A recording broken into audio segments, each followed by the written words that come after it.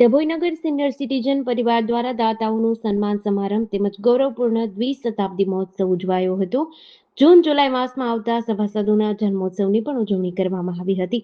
આ કાર્યક્રમમાં મુખ્ય મહેમાન તરીકે નટવરલાલ આર પટેલ, મોહનભાઈ બારોટ, શિરીષભાઈ શાહ, ગિરીશભાઈ વર્દીવાલે જેવા સામાજિક આગેવાનોનું સન્માન કરાયું હતું. આ પ્રસંગે શશિકાંત એચ પટેલ સામાજિક આગેવાન અને વડોદરા જિલ્લા કેળવણી મંડળ પ્રમુખ પણ ઉપસ્થિત રહ્યા હતા અને શિક્ષણ અંગેનું માર્ગદર્શન આપ્યું હતું. આ પ્રસંગે સભાસદોનો જન્મોત્સવ અને દાતાઓનું સાલ ઉઢાડી સન્માન કરવામાં આવ્યું હતું. આજ રોજ તારીખ 26/7/2026ના દિવસે ડભોઈ સિનિયર સિટીઝન પરિવાર દ્વારા એક જન્મોત્સવ કાર્યક્રમનો અને એક શૈક્ષણિક કાર્યક્રમનું આયોજન કરવામાં આવેલ હતું, જેમાં મહેમાનો તરીકે દક્ષિણ ગુજરાત યુનિવર્સિટીના પૂર્વ કુલપતિ વાઇસ ચાન્સેલર સાહેબ શ્રી આરડી કોઠારી સાહેબ પધારેલ હતા. શશિકાંતભાઈ પટેલ ડભોઈ વડોદરા જિલ્લા કેળવણી મંડળ ડભોઈના પ્રમુખ સાહેબ શ્રી એ પણ અતિથિ વિશેષ તરીકે પધારેલ હતા. મુખ્ય મહેમાનોમાં વડોદરાનું ગુજરાતનું હેલ્થ કેર ફેડરેશન એના પ્રમુખ સાહેબ શ્રી નટવરલાલ પટેલ પધારેલ હતા. ઉપપ્રમુખ સાહેબ શ્રી ગોપાલભાઈ મોહનભાઈ બારોટ સાહેબ પધારેલ હતા. મહામંત્રી શ્રી પ્રવીણભાઈ સાહેબ પધારેલ હતા. એ સિવાય બીજા ડભોઈ કોલેજમાંથી પણ બીએડ કોલેજના પ્રિન્સિપાલ સાહેબ શ્રી પધારેલ હતા.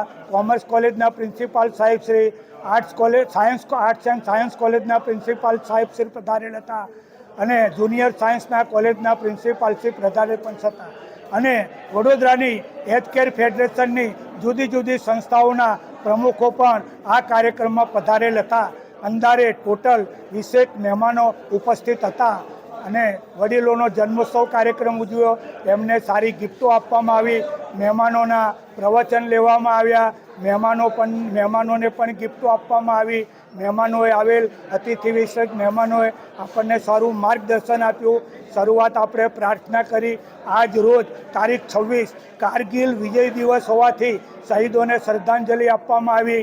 જે નીટના કારણે જે વિદ્યાર્થીઓએ શહાદત વરી એમને પણ શ્રદ્ધાંજલિ આપવામાં આવી.